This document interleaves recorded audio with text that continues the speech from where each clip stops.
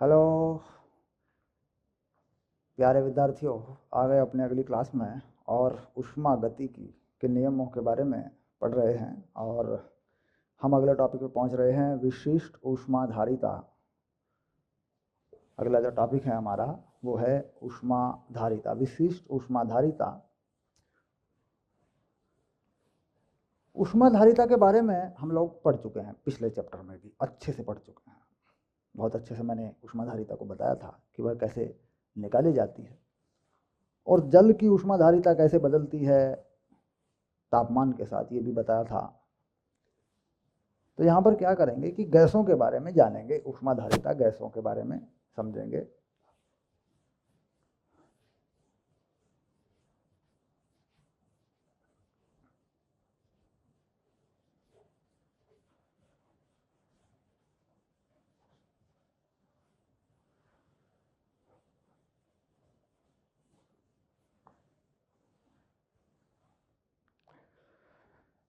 चलिए शुरू करते हैं। और ये नंबर है हमारे पास 12/6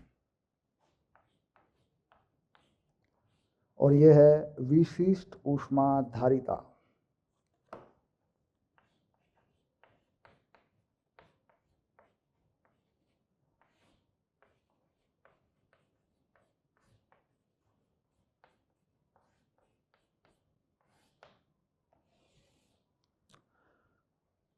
यानी स्पेसिफिक हीट कैपेसिटी,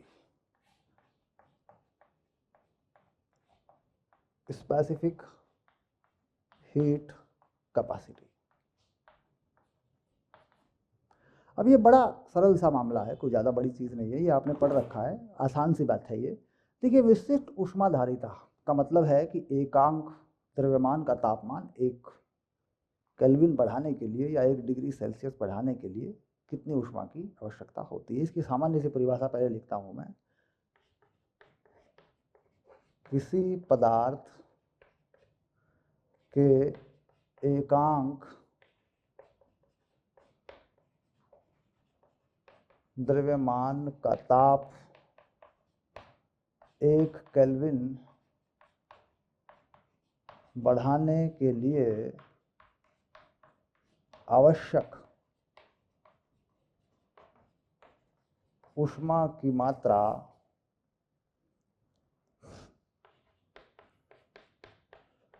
उस पदार्थ की विशिष्ट ऊष्माधारिता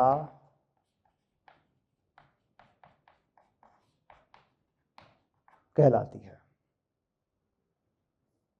ये पदार्थ के लिए है, ठीक। अब यहाँ पर क्या होता है, मान लीजिए हम गैसों की बात करते हैं और इसको गैस पे लगाना चाहते हैं, गैसों की विशिष्ट ऊष्माधारिता।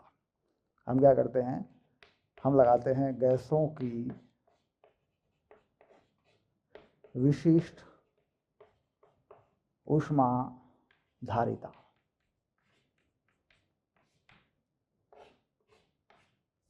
ठीक। तो यहाँ पर क्या होता है कि गैसों में समस्या हो जाती है कि गैस आकार बदलती हैं, गैसों में दाब होता है, आयतन घट जाता है, बढ़ जाता है। तो इसलिए क्या करना पड़ता है, गैसों में एक तो ये द्रव्यमान है, हम इसको बदल देते हैं। हम क्या करते हैं, मोल कर देते हैं, molar specific heat capacity, molar ऊष्माधारिता। ठीक। तो हम क्या करते हैं, तो द्रव्यमान को बदल देते हैं, यानी परिभाषा को हम बदल देते हैं। किसके लिए,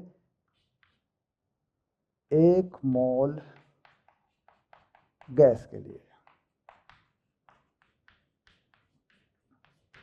परिभाषित कर देते हैं। ठीक। ऊपर से आदर्श गैस लगा देते हैं,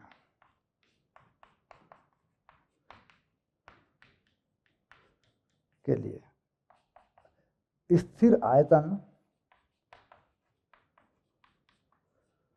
या स्थिर दाब, दो चीज लगाते हैं। या तो स्थिर आयतन पर परिभाषित कर देते हैं या स्थिर दाब पर कर देते हैं। ताप तो 1 डिग्री बढ़ेगा, ताप तो 1 डिग्री बढ़ेगा। तो हम क्या कहते हैं, किसी आदर्श गैस के 1 मोल का ताप स्थिर दाब पर 1 केल्विन बढ़ाने के लिए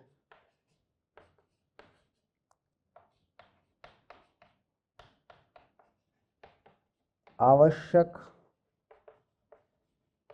ऊष्मा की मात्रा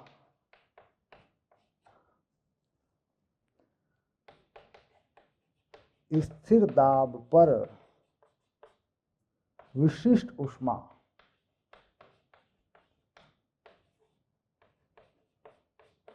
कहलाती है। ठीक, यानी molar heat capacity at constant pressure, ये दिखाते हैं सीपी से। प्रतीक क्या है इसका? इसका प्रतीक है सीपी, मोलर हीट कैपेसिटी। 1 मोल गैस का ताप कितना बढ़ाना है? 1 केल्विन स्थिर दाब पर। आयतन कुछ भी घटता बढ़ता रहे उससे कोई मतलब नहीं है, दाब स्थिर होना चाहिए, तो इसे कहते हैं सीपी। ठीक, और इसके अलावा अगर इसे आयतन पे बना दें, ठीक, किसी आदर्श गैस के 1 मोल का ताप स्थिर आयतन पर, है ना, किसी आदर्श गैस के 1 मोल का ताप स्थिर आयतन पर 1 केल्विन बढ़ाने के लिए आवश्यक ऊष्मा की मात्रा को स्थिर आयतन पर विशिष्ट ऊष्मा कहते हैं। ऊष्मा कहते हैं। और इसका प्रतीक क्या है? प्रतीक बताएं। इसका प्रतीक है सी। ठीक, तो क्या है? मोलर हीट कैपेसिटी, मोलर विशिष्ट ऊष्मा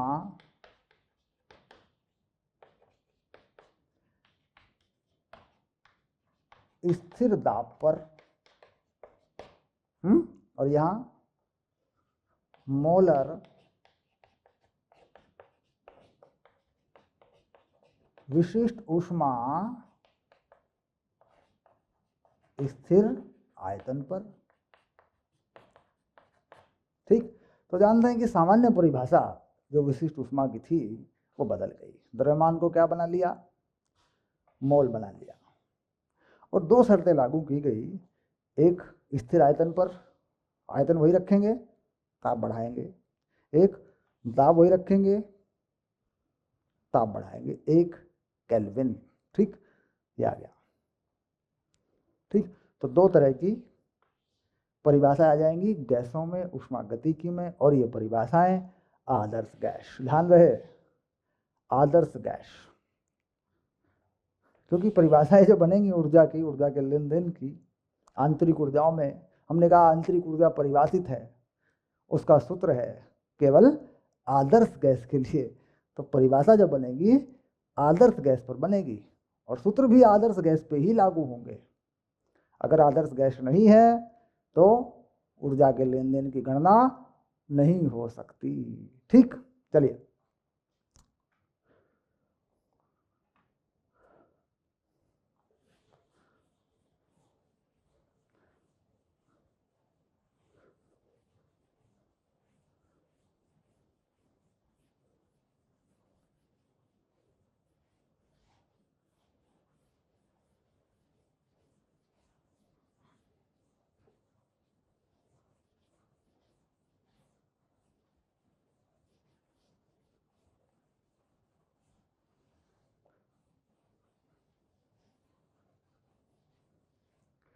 चलिए अब इसको प्रायोगिक रूप से देखते हैं कि ये चीज़ होती कैसे है। प्रयोग करके देखते हैं ये चीज़ होती कैसे है। यहाँ पर लिख देते हैं CV स्थिर आयतन पर मोलर विशिष्ट ऊष्मा Cv, और यहां पर Cp यानी स्थिर दाब पर विशिष्ट ऊष्मा। स्थिर दाब पर मोलर विशिष्ट ऊष्मा है ना, ऐसे देखो मोलर विशिष्ट ऊष्मा। ठीक, अब इसको प्रयोग से समझेंगे। स्थिर आयतन का मतलब क्या हुआ? किसी गैस को पहले एक बर्तन में बंद कर दो, किसी गैस को एक बर्तन में बंद कर दो। देखो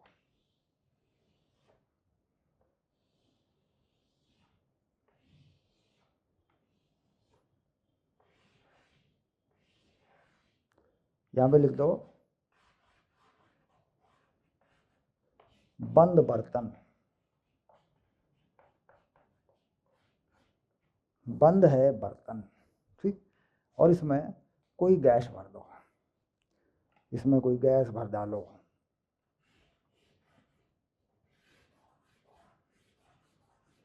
इसमें भरी हुई गैस कैसी गैस है? आदर्श गैस।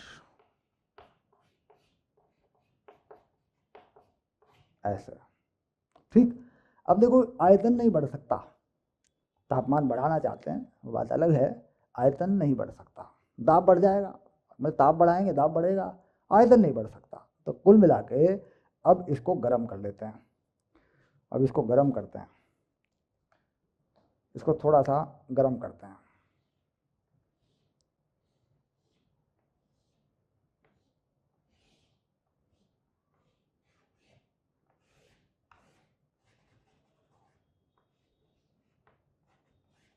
गर्म करने के लिए आग लगा देते हैं, आग। ये देखो आग लगा दी। ठीक, और ताप का परिवर्तन डेल्टा टी वो करते हैं 1 केल्विन। और इसमें कितनी गैस है? इसमें है 1 मोल गैस। ठीक, अब देखिए यहां पर क्या होगा कि गैस का आयतन नहीं बढ़ सकता, गैस का आयतन नहीं बढ़ सकता। अगर हम नियम की बात करें, नियम के बारे में विचार करें कि भाई नियम कैसे काम करेगा, तो नियम हमारे पास कैसे काम करता है जरा देख लें। नियम लिख के हम कह रहे हैं भाई नियम ये है, delta Q delta U plus W, ये नियम है। ये हमने हीट दी यहाँ से हमने हीट दे रखी है। ये देखिए ये देखिए, ये हीट हम यहाँ से दे रहे हैं, गर्म कर रहे हैं, तापमान 1 केल्विन बढ़ा रहे हैं। और कार्य कब होता है? जब आयतन में परिवर्तन हो, गैस के आयतन में परिवर्तन हो। तो यानी 0 हो गया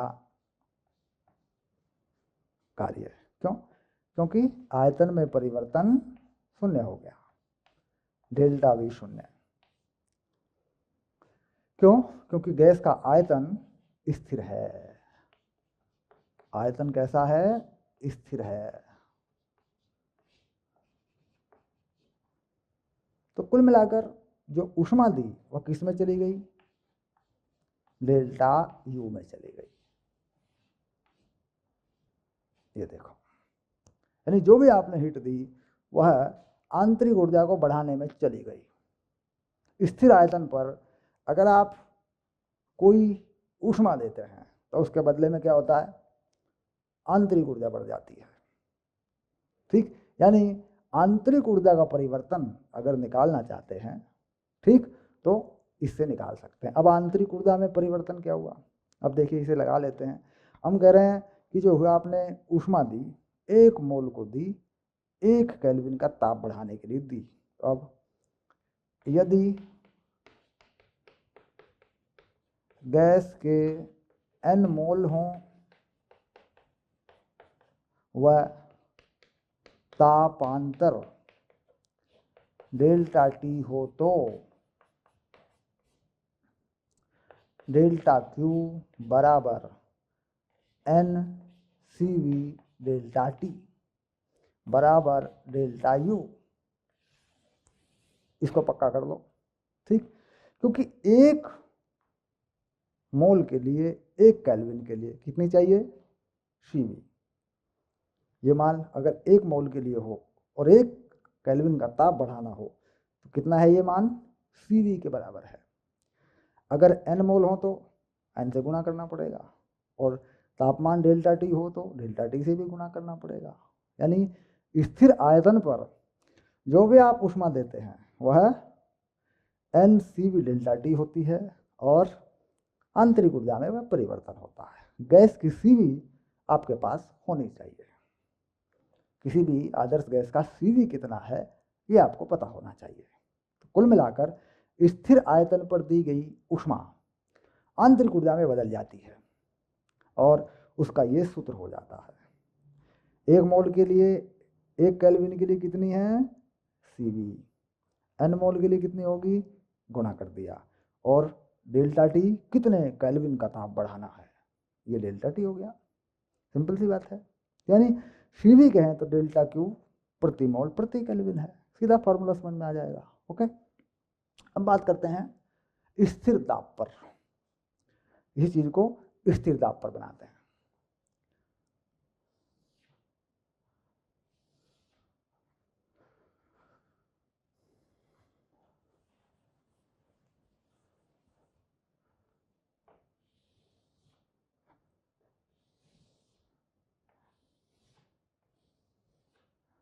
यहाँ एक पिस्टन लगाना पड़ेगा तुम्हें, और क्योंकि दाब तुम्हें स्थिर रखना है ना, ये पिस्टन तुम्हें लगाना पड़ेगा।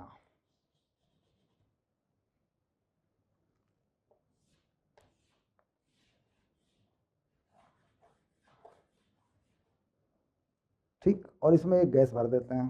चलिए इसमें गैस भर देते हैं। इसमें गैस भर रहा हूँ, देखो ये गैस इसमें भरी हुई है। देखो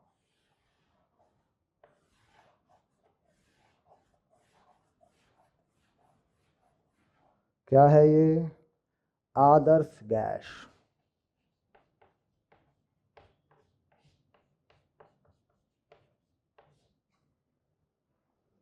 ठीक, अब ये पिस्टन ऊपर को जा सकता है। अभी ये संतुलन की अवस्था में है, ताप दाब सब साम्य अवस्था में है, कोई इसमें परिवर्तन नहीं हो रहा है। बाहर का ताप जो भी है वो इस गैस का भी ताप है, बाहर का ताप जो भी है वो गैस का भी ताप है। पिस्टन का भार 0 है, सामान्य, ये साम्य अवस्था में है। अब इसको गर्म करके देखना है, इसका ताप 1 केल्विन बढ़ाना है, और इसको मानना है कि ये 1 मोल है। तो क्या मान लें पहले, यह है गैस। ठीक, 1 मोल गैस ये मान लिया। देखो बाद में इसको n मोल बना देंगे, और तापमान कितना बढ़ाना है इसका, डेल्टा T बढ़ाना है बस 1 केल्विन। ये करना है, देखते हैं होता क्या है। ठीक है, अब इसको गर्म कर लेते हैं।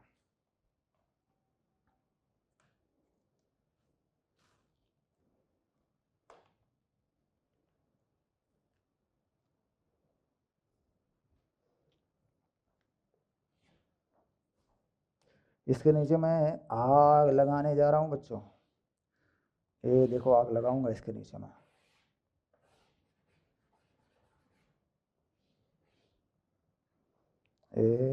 ये लगा दी मैंने आग। यहाँ से मैंने हीट दी है डेल्टा Q। अब देखिए पिस्टन चलने के लिए फ्री है, पिस्टन साम्य अवस्था में था पहले, चलने के लिए फ्री है। तो इसका मतलब है कि जब इसे ऊष्मा मिलेगी, इसका ताप बढ़ना चाहेगा, आयतन बढ़ना चाहेगा, दाब बढ़ेगा, तो कुल मिला के पिस्टन ऊपर को चला जाएगा। तो दाब अगर स्थिर रखना है मुझे, वही दाब रखना है, तो पिस्टन थोड़ा ऊपर को जाएगा। यानी पिस्टन की जो नई स्थिति है, मान लीजिए ये बन जाएगी ये। तो यहाँ कुछ आयतन बढ़ेगा, डेल्टा V। ये दाब है, मान लीजिए दाब क्या रखा, स्थिर रखा। भाई दाब बढ़ जाता, अगर मान लीजिए मैं पिस्टन को यहीं पकड़े रखता, आयतन को बढ़ने ना देता, तो दाब बढ़ जाता। दाब वही रखा जो ऊपर से दाब, नीचे दाब पहले था वही। तो दाब को संतुलित करने के लिए क्या करेगी पिस्टन, थोड़ा थोड़ा थोड़ा ऊपर जाएगी, क्योंकि गैस के अणुओं में गतिज ऊर्जा आएगी तापमान बढ़ने की वजह से, हीट की वजह से। वो ज़्यादा तेज़ी से टक्कर मारेंगे तो दाब बढ़ेगा, लेकिन दाब थोड़ा ऊपर जाके संतुलित हो जाएगा, क्योंकि आयतन बढ़ जाएगा।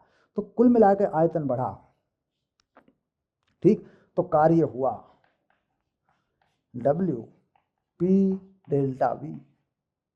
गैस ने कार्य किया तो गैस द्वारा कार्य हुआ और तापमान बढ़ा, तापमान बढ़ा, तापमान बढ़ा।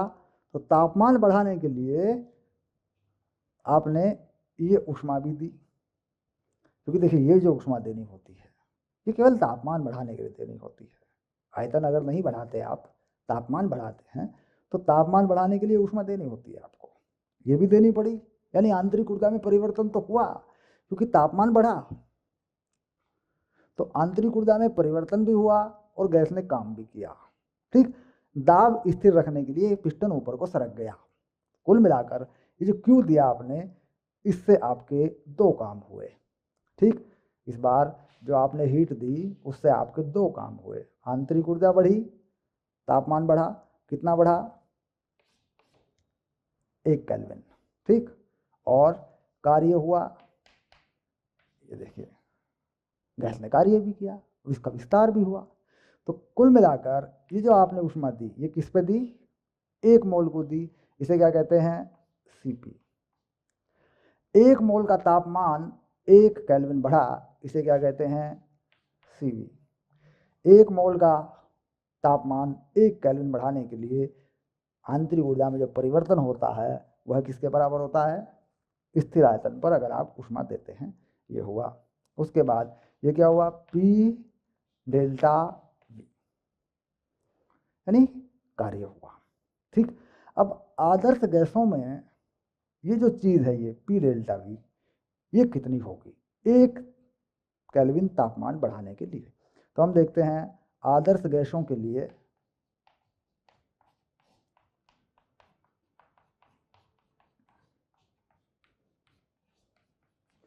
हम कहते हैं PV = nRT। ठीक, अब देखिए P delta V nR delta T। अब अगर मैं करूं कि n 1 है R और डेल्टा T भी 1 है, एक केल्विन ताप पड़ा तो डेल्टा T 1 मोल गैस है तो n भी 1। तो P डेल्टा V किसके बराबर हुआ, सिर्फ R के। P डेल्टा V किसके बराबर हुआ, R के, 1 मोल के लिए। तो यहाँ पर क्या लिखूं, Cp Cv प्लस R। आगे देखो Cp Cv प्लस R, यानी R किस समीकरण से प्राप्त किया गया, P delta V nR delta T। भाई अगर थोड़ा सा परिवर्तन V में करता हूँ, आयतन बढ़ता है तो तापमान में परिवर्तन होता है। तो तापमान कितना बढ़ा, 1 केल्विन, कुछ परिवर्तन हुआ। दाब स्थिर है, दाब तो नहीं बदला। तो कुल मिला के P delta V nR delta T हुआ। n कितना है, 1 मोल, तापमान में अंतर 1 केल्विन। तो फिर P डेल्टा V किसके बराबर हुआ, R के बराबर हुआ।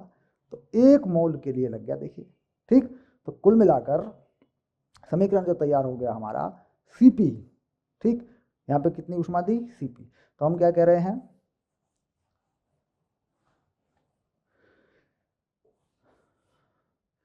Cp Cv plus R। ये आ गया, ये संबंध आ गया, मोलर हीट कैपेसिटी का संबंध, मोलर विशिष्ट ऊष्मा का संबंध कि साहब Cp और Cv में क्या फर्क है। Cp में कार्य होता है 1 मोल पे जो R के बराबर होता है, Cv में कार्य नहीं होता, आयतन स्थिर होता है, केवल आंतरिक ऊर्जा बढ़ती है, वह Cv के बराबर होती है। ठीक, अब इसमें n मोल के लिए इस समीकरण को n मोल के लिए और डेल्टा T तापमान के लिए लगा देते हैं, n मोल एवं डेल्टा T तापांतर के लिए, तो कितना हो जाएगा, NCP डेल्टा T। 1 मोल के लिए ये है तो n मोल के लिए n से गुणा हो जाएगा। 1 केल्विन ताप के लिए है अंतर, 1 केल्विन हो तो डेल्टा T लग जाएगा, अगर 1 केल्विन से ज़्यादा होगा या कम होगा तो NCV डेल्टा T, और ये NR डेल्टा T। यानी पूरे समीकरण को n डेल्टा टी से गुणा कर दिया। ताप का अंतर डेल्टा टी और मोल कितने n, तो कुल मिलाकर ये बन गया तुम्हारा पूरा का पूरा समीकरण।